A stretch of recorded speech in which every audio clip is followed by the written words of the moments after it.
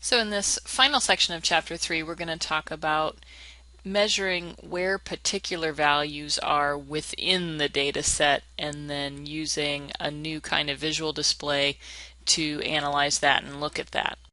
The concepts in this section can also be used to take two different data values and compare them. There are some different ways to measure where a value is in a data set, and one that we talk about a lot is a z-score. A z-score is really just counting how many standard deviations away from the mean a particular value is. So to find a z-score, you take x, which is the value that you're looking at, subtract the mean to figure out how far away from the mean it is, and then divide by the standard deviation to figure out how many standard deviations that is. And we always just round these off to 2 decimal places. Because a z-score counts how many standard deviations a value is away from the mean, we can use the range rule of thumb.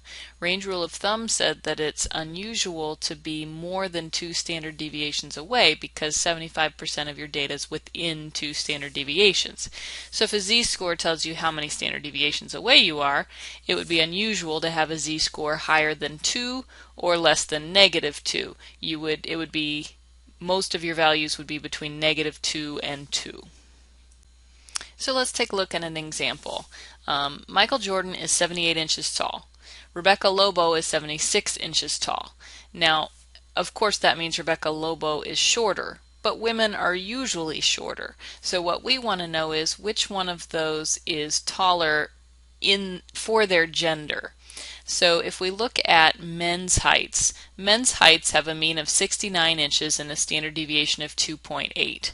Women's heights only have a mean of 63.6 and their standard deviation is 2.5. So what we want to do is take that information and figure out how many standard deviations away from the mean each of these players is. Okay, so to figure this out, we're going to take Michael Jordan's height, 78 inches.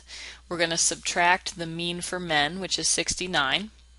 And then we're going to take that answer and divide it by 2.8.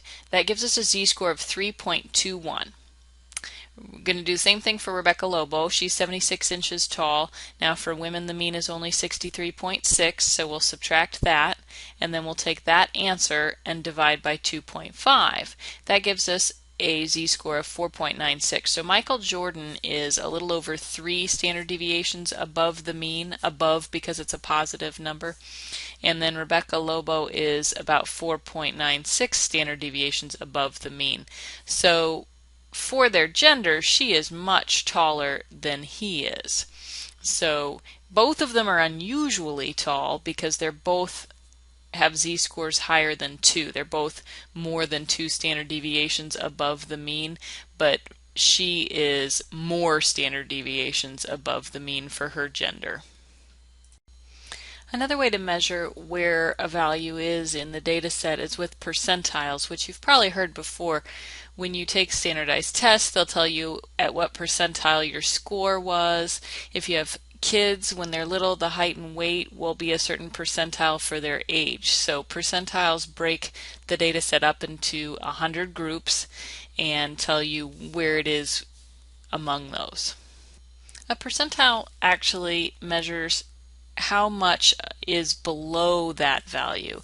So to actually calculate a percentile, you need to count how many values are less than that one, and then divide that by the total number of values.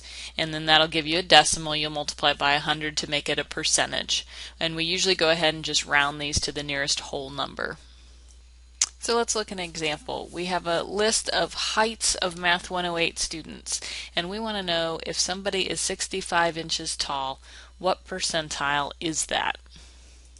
The first thing we probably want to do is put these numbers in order. That's going to really be helpful for the different things that we need to do here. So if you want to look back at the 3-2 instructions on sort ascending in your calculator, that's a really helpful way to quickly put all of these in order. Put them in the calculator and then have it sort them.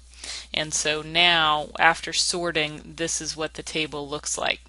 So if we're looking at a person who is 65 inches tall, the first thing we need to do is find 65 inches in the table, and then we need to count how many of these are less than that. So if we count that, that's 1, 2, 3, 4, 5, 6, 7, 8, 9. So 9 of these heights are less than 65 inches. And so then we just need to know what percentage 9 is. So there are 34 values total in that table. 9 out of 34 multiplied by 100 to make it a percentage. You're going to get 26.47, and we're just going to round that to the nearest whole number. 0.4 rounds down, so we're going to make that 26. So if you are 65 inches tall in this class, then you are at the 26th percentile. That means approximately 26% of the heights would be shorter than you. And then if you subtract from 100, that means 74% of the heights are actually taller than you. Okay, so what if we want to go the other direction and we just want to know where in that list would a certain percentile be? Well, for that, then we need to figure out, if we know the percentage, what is that value out of the total number that we're dealing with. So you take the percentile that you want, divide it by 100 to make it a decimal again, and then multiply that decimal times the number of values that you have. Now pay attention to the rounding at the bottom of the slide. If you get a decimal answer here, then you're going to round up to the next whole number. A decimal would be between two numbers, and so you just go ahead and round up to the next one. But if you get a whole number, that's a little different, because if you get a whole number, that means there's an actual number in the list that corresponds to that. And we actually want to make sure that we're a little bit above that number, because percentiles always count how many are below. So if you get a whole number, you're actually going to go halfway between that number and the next one. And so we're going to look at how that works. So here's our table of data again, and this time we want to know where would the 60th percentile be. So the notation there is P60, and then also where would the 50th percentile be, so P50. We're going to calculate both of those. So first, to find P60, that's the 60th percentile. So first thing we're going to do is take 60 and divide it by 100 to get 0.6. If you're good with percentages, you can just multiply by 0.6 in the first place.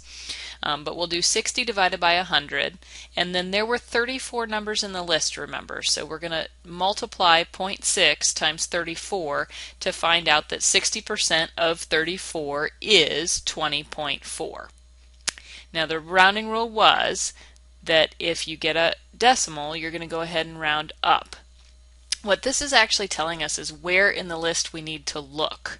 So if we get 20.4, that's actually between two numbers. So we're going to round that up, and this says that we need to go find the 21st number in the list.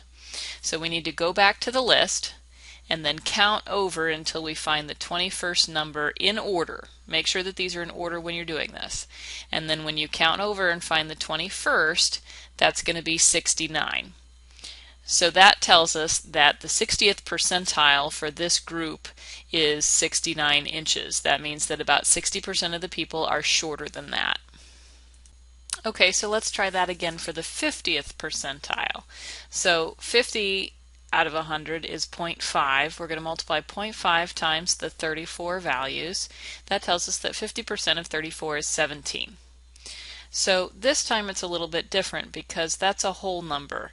We could go find the 17th value in the list, but with percentiles we need to make sure that our percentile is a little bit higher than the 17th, because that would tell us that the 50th percentile has 17 numbers below it.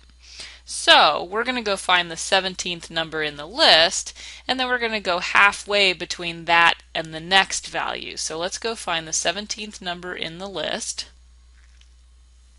And so when you find that, it is 68.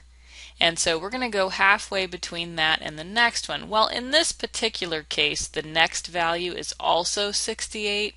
So if you average 68 and 68, you're just going to get a 68 again. So in this particular case, our 50th percentile will end up being 68. If those numbers had been different, then your average would have been halfway between them.